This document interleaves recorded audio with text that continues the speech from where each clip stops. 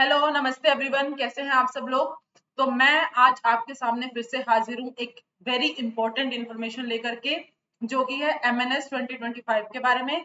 ये आपकी आर्मी में नर्सिंग सर्विसेज का जो एडमिशन होता है उसके रिगार्डिंग ये आपका एग्जाम होता है, जिसका नाम है एमएनएस। ठीक है, मिलिट्री नर्सिंग सर्विसेज। तो बच्चा, इसका जो नोटिफिकेशन है वो आउट हो चुका है, तो उसी के रिगार्डिंग मैं आपकी ये जो वीडियो है वो लेकर के आई हूँ। तो फटाफट जानते हैं कि कब आपके नोटिफिकेशन जो है स्टार्ट हुए हैं और कब तक आप फॉर्म फिल कर सकते हो। तो बच्चे, आपकी जो एप्लीकेशन आई थी, यानी कि जो फॉर्म फिलिंग की आपके पास डेट आई थी वो 17 जून थी। और कब तक भर सकते हो जी? 30 जून तक भर सकते हो। तो यानी कि आपके पास केवल और केवल 12-13 दिन आपको दिए जा रहे हैं फॉर्म फिलिंग के लिए। बहुत ज्यादा टाइम नहीं है, तो प्लीज लास्ट डेट तक का वेट मत कीजिएगा। जल्दी से जल्दी आप फॉर्म फिल करना स्टार्ट कर सकते हैं। कहाँ पे भरे जा रहे हैं ये फॉर्म? ये फॉर्म्स आपके www.joinindianarmy.nic.in पर भरे जा रहे हैं। क्या हर बच्चा इन फॉर्म्स को फिल कर सकता है? तो बेटा, केवल और केवल फीमेल कैंडिडेट्स इन फॉर्म्स को फिल कर सकती हैं। प्लस बच्चे, आपके पास क्या होना चाहिए? नीट क्वालिफाइड होना चाहिए। यानी कि जो अभी आपका नीट का रिजल्ट आया है, आप वहां पे क्वालिफाइड होने चाहिए। अगर आप क्वालिफाइड नहीं है तो फिर आप ये फॉर्म फिल नहीं कर पाएंगे। ठीक है। सो ना तो मेल कैंडिडेट्स इन फॉर्म को भर सकते हैं, ना ही आप जिन बच्चों का नीट क्वालिफाई नहीं हुआ है वो नहीं भर सकते हैं।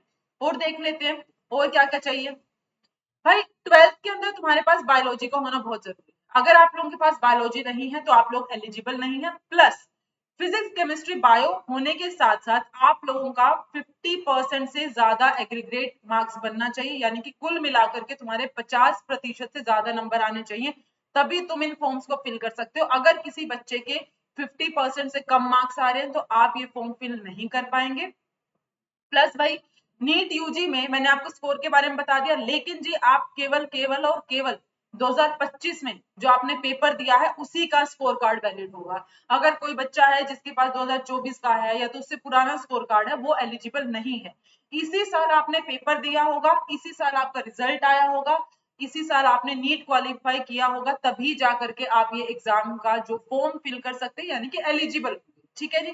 चलिए, अगर मैं अब, क्योंकि since these services belongs to army, तो कुछ ना कुछ फिजिकल स्टैंडर्ड्स भी होंगे, राइट? तो आप मेडिकली फिट होने चाहिए। अगर आप मेडिकली फिट हैं, आपको कोई ऐसा बीमारी नहीं है, तो आप इन फॉर्म्स को भर दीजिए। क्योंकि भाई देखो, मेडिकल टेस्ट होगा, उस मेडिकल टेस्ट में जो मिनिमम फिजिकल फिटनेस का क्राइटेरिया आपका रखा गया होगा, आपको वो जो है फुलफिल करना पड़ेगा, तभी आप जो है आगे प्रोसीड कर पाएंगे अपने प्रोसेस के साथ।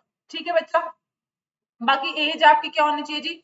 1 अक्टूबर 2000 से 30 सितंबर 2008 के बीच में अगर आप पैदा हुए हैं तो ये फॉर्म आप डेफिनेटली भर सकते हैं। तो वही नॉर्मल एज जो आपकी होती है, 17 से 24-25 साल तक के जो बच्चे हैं वो इस फॉर्म को भर सकते हैं।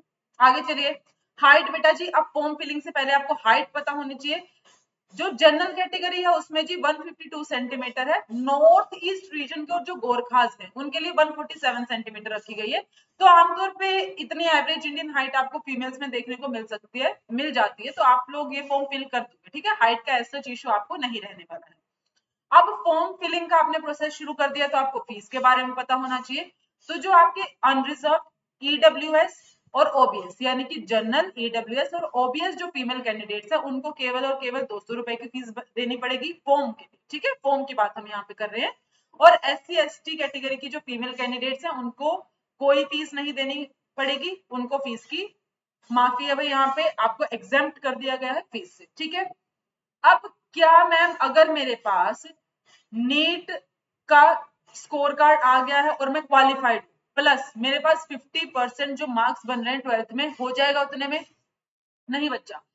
इतना हो जाने से आप जो है पेपर में बैठने के लिए एलिजिबल हो जाते हैं। यानी कि आपका एक टेस्ट लिया जाएगा। कौन सा टेस्ट है जी? GIG। ये जो टेस्ट है इसके अंदर आपकी general English and general intelligence दो पोर्शंस आएंगे। जनरल इंग्लिश में क्या आएगा बेटा जी? जो आपका नॉर्मल ग्रामर रिलेटेड पोर्शन रहता है, एंटोनियम, सिनोनिम्स, ये सब कुछ आपको देखने को मिलेगा, जो आपका नॉर्मल हर एक एग्जाम में, यानी कि जैसे यूपीसीईटी, यूपीसी नेट हो गया, यूपीसी पीटी में जो भी आपको इंग्लिश देखने को मिल रहा था, बिल्कुल वैसा ही इंग्लिश यहाँ पे आपको देखने को मिलेगा। जनरल इंटेलिजेंस में आपका थोड़ा सा मैथ्स, थोड़ा सा रीजनिंग, कुछ इस तरीके का आपका जो पोर्शन है वो बन जाता है। ठीक है। दोनों के दोनों पोर्शंस में आपको 20-20 क्वेश्चंस देखने को मिलेंगे और 40-40 नंबर के ये पोर्शंस आपके बनते हैं। 20 क्वेश्चंस यानी कि 40 मार्क्स, दैट मीन्स एक क्वेश्चन बेटा जी आपका 2 नंबर का यहाँ पे हो जाता है।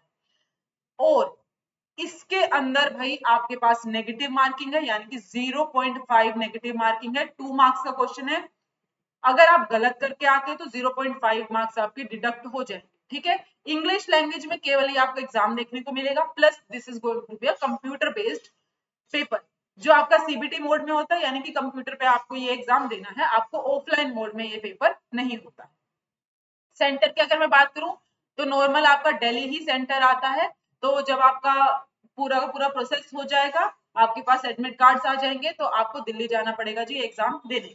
ठीक है, ये आपके 6 इंस्टीट्यूट है, कौन से पुणे, कोलकाता, न्यू दिल्ली, लखनऊ, बेंगलोर एंड आईएनएचएस अश्विनी। यहाँ पे आपकी कुछ पोस्ट निकली हुई है नर्सिंग के लिए, तो आप ये एफिलिटीज यूनिवर्सिटीज का नाम देख सकते हैं कि कौन सी यूनिवर्सिटीज जो है इन आर्मी इंस्टीट्यूट के साथ एफिलिएटेड है, जहां पे आपकी पढ़ाई होगी। यानी कि जैसे ही आपका एडमिशन हो जाता है, ये आपका 4 इयर्स बीएससी नर्सिंग का जो आपका प्रोग्राम है, उसके अंदर जब आपका एडमिशन हो जाएगा तो इन यूनिवर्सिटीज के अंदर आपकी पढ़ाई होगी। कितने साल का बेटा जी?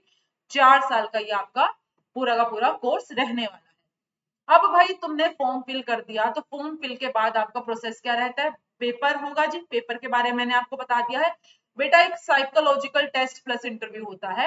इस साइकोलॉजिकल टेस्ट एंड इंटरव्यू में भी आपको क्वालिफाई करना या तो अच्छा स्कोर करना काफी जरूरी होता है। पूरा का पूरा पैनल आपके सामने ऑफिसर्स का बैठेगा, वो आपका इंटरव्यू कंडक्ट करेंगे, आपका कुछ ना कुछ टेस्ट लिया जाएगा। तो अगर आप इसको क्वालिफाई कर देते हो, उसके बाद ही आपकी जो फाइनल मेरिट लिस्ट बनती है, उसमें आपके पास सीबीटी बोर्ड जो आपका टेस्ट हुआ था उसके मार्क्स काउंट किए जाएंगे, जो आपका नीट का स्कोर कार्ड आया है, जो आपका स्कोर आया है उसका कंसीडर किया जाएगा, प्लस आपका जो इंटरव्यू है। इन तीनों को मिलकर के आपकी जो फाइनल मेरिट लिस्ट है, इन तीनों को मिलकर के बनाई जाएगी। और फिर जाकर के आप ये जो 220 आपकी जो वैकेंसीज आई हैं, जो आपके पास ओपनिंग्स है, उनमें जो लिस्ट है फाइनल लिस्ट, इन तीनों का जो फाइनल कंबाइंड स्कोर है उसके बेसिस पर बनेगी। ठीक है जी। चलिए, तो जो भी बच्चे को लगता है, अगर मैं नीट स्कोर की बात करूं यहाँ पे, तो आप ये मान करके चल सकते हैं, अगर लास्ट ईयर की बात की जाए बेटा, तो लास्ट ईयर एस्टिमेटेड स्कोर जहां तक बच्चों को इंटरव्यू के लिए बुलाया गया था, वो 360-70 अराउंड था। ठीक है, 360-370 अराउंड था। अगर अब की बार की बात करें तो हम अराउंड 300 से 350 के अराउंड एक्सपेक्ट करके चल सकते हैं कि इतने तक आप भरिए आराम से। ठीक है, आपको कॉल आ जाएगा। उसके अलावा बेटा और क्या है, इसके अलावा अगर आप लोगों का सब कुछ अच्छे से जाता है, तो आप लोगों को आराम से आप यहाँ पे आर्मी जो आपके इंस्टीट्यूट्स हैं, यानी कि वो 6 यूनिवर्सिटीज जिसकी हमने बात करी थी, वहां पे आपको एडमिशन मिल जाएगा। एडमिशन के बाद मैंने आपको बता ही दिया था कि आपकी जो पूरी की पूरी पढ़ाई होती है वो फ्री ऑफ कॉस्ट होती है, प्लस साथ में आपको एक गवर्नमेंट जॉब मिल जाएगी। ठीक है, अब फॉर्म फिलिंग के प्रोसेस की यहाँ पे अगर मैं बात करूं, तो आपको जो मैंने इंडियन आर्मी की ऑफिशियल वेबसाइट बताई थी, वहां पे आप लोग जाएंगे, वहां पे जाकर के आपको रजिस्टर करना है। तो रजिस्टर करने के लिए कौन से डॉक्यूमेंट्स चाहिए होंगे जी? रजिस्ट्रेशन में तो देखो बेटा, आपको आधार, आपका जो आधार है, देन आपके पास जो मोबाइल नंबर है, ठीक है, और आपकी ईमेल आईडी। तो इन्हीं चीजों से आपका काम हो जाएगा, क्योंकि सिर्फ आपकी पर्सनल डिटेल्स मांगते हैं। फिर बेटा आपको चाहिए डेट ऑफ बर्थ प्रूफ करने के लिए 10th का सर्टिफिकेट यानी कि मार्कशीट। फिर आपको 12th की मार्कशीट चाहिए, क्योंकि 50% से ज्यादा एग्रीगेट है या नहीं उसका प्रूफ लगाना पड़ेगा। देन आपको नीट का स्कोर कार्ड लगाना पड़ेगा। ठीक है जी, नीट स्कोर कार्ड आपको लगाना पड़ेगा, क्योंकि ये भी एलिजिबिलिटी क्राइटेरिया का पार्ट यहाँ पे बन जाता है। और एट द लास्ट आपके पास फोटो हो जाएगी जी, फोटो हो गई, आपका आईडी प्रूफ हो गया। ये सबको तो देखो हर एग्जाम में होता है, तो this is but so obvious सी बात आपके पास हो जाती है। मोबाइल नंबर, ईमेल आप लोग पहले ही अपना जो है सबमिट कर चुके हो। साथ में बच्चे, आपका जो भी बच्चा किसी भी कैटेगरी से बिलोंग करता है, तो उसको जो है कैटेगरी सर्टिफिकेट भी लगाना पड़ेगा। तो ये आपके क्या हो जाएंगे? Important documents. जब आप फॉर्म फिल करने बैठेंगे तो आपको ये डॉक्यूमेंट्स कंपलसरी है, ये आप साथ में लेकर के बैठेगा। तो फटाफट जाओ, जिस भी बच्चे ने अब तक एग्जाम जो है एग्जाम के लिए फॉर्म फिल नहीं किया है, वो फटाफट जाएगा, फॉर्म फिल करेगा।